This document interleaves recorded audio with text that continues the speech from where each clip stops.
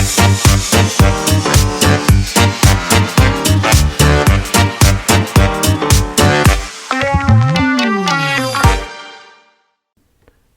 joli mot du jour. Aujourd'hui, controuver. Chers amis des jolis mots, bonjour. Je vous entends déjà vous exclamer « Mais qu'est-ce qu'il est encore allé nous trouver le Seb ?» Non mais sérieux, controuver, ça existe ce verbe? Il l'a inventé, c'est pas possible. Eh bien, figurez-vous que non, je n'ai rien inventé, je l'ai simplement trouvé au détour d'une lecture, comme c'est souvent le cas pour ces jolis mots que je vous propose au fil des semaines. Seulement, c'est bien joli de le trouver, mais encore faut-il l'expliquer pour le comprendre. Je vais m'y atteler de mon mieux afin de ne pas me trouver con. Entre parenthèses, et à plus forte raison, si l'on connaît le sens biblique du mot con. Vous le connaissez? Tiens, d'ailleurs, le mot connaître vient bibliquement de ce fameux con. Petite explication des Écritures saintes à partir des exemples suivants. Dans la Genèse 4:1, Adam connut Ève, sa femme, elle conçut et enfanta Caïn. Elle enfanta encore son frère Abel. Genèse 4:17, Caïn connut sa femme, elle conçut et enfanta Hénoc. Genèse 4:25, Adam connut encore sa femme, elle enfanta un fils et l'appela du nom de Seth. Vous comprenez l'idée? Allez, au risque de me mettre à dos les théologiens, il faut appeler un chat et avouer que ce verbe connaître, conjugué ici au passé simple, signifie qu'Adam a eu une relation sexuelle avec Ève, que celle-ci en est tombée enceinte et a accouché de Caïn, puis d'Abel, puis de Seth. Clairement, on est loin de l'Immaculée Conception. C'est écrit noir sur blanc, comment l'Adam et l'Ève ont fait pour peupler la terre. Et pourquoi diable le verbe connaître signifierait-il avoir un rapport sexuel? Parce que, tout simplement, le sexe de la femme est appelé le con. Donc, connaître, c'est, disons-le ainsi, besogner le con de la femme.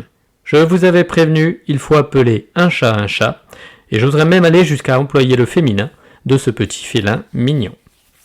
Dès lors, notre succulente langue française, souvent fleurie, a adopté cette acception du con dans des expressions peu flatteuses, telles que tête de con, connard, connerie, connasse, etc.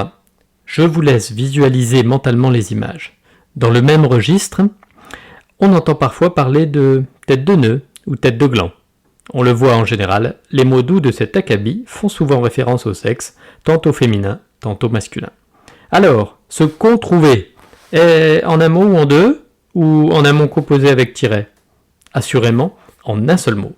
Serait-ce donc trouver quelque chose avec le préfixe con? Ce préfixe con, qui est très répandu dans la langue française, signifie la réunion, l'appartenance, la simultanéité. Exemple, concentrique, qui a le même centre, congrès, se réunir avec d'autres, etc. Le préfixe con venant lui-même du latin cum, qui signifie avec. Ainsi, controuver nous vient du vieux français, lui-même issu de l'italien controvare. Signifie-t-il alors se trouver avec d'autres au même endroit, au même moment? Un tel et une telle se sont controuvés? Eh non, nous n'y sommes pas du tout. En réalité, controuver signifie inventer une chose fausse, inventer une fausseté pour nuire à quelqu'un, monter un mensonge de toutes pièces et délibérément. Une illustration tirée du roman Lucien Leven de Stendhal. Le monde de Madame de Marcilly, c'est des théories absurdes, ou même hypocrites, basées sur des faits controuvés et recouvertes d'un langage poli, mais l'âpreté du regard dément à chaque instant l'élégance de la forme. Des synonymes à controuver?